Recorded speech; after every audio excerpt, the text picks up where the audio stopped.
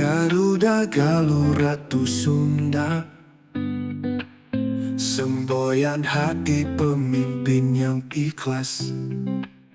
Galuh Galiyeh inti pada daging, itulah hati di dalam dadanya.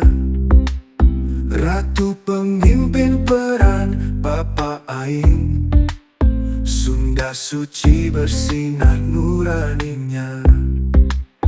Bapak Aing Galuh Ratu Sunda, pemimpin yang ikhlas hatinya.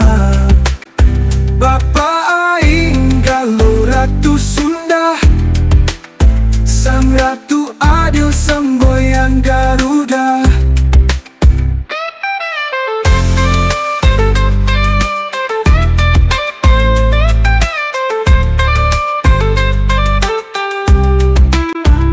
Waspadalah dengan penguasa buta, para elit yang buta mata hatinya, penyembah berhala budaknya harta, gerogoti rakyat memperkaya dirinya.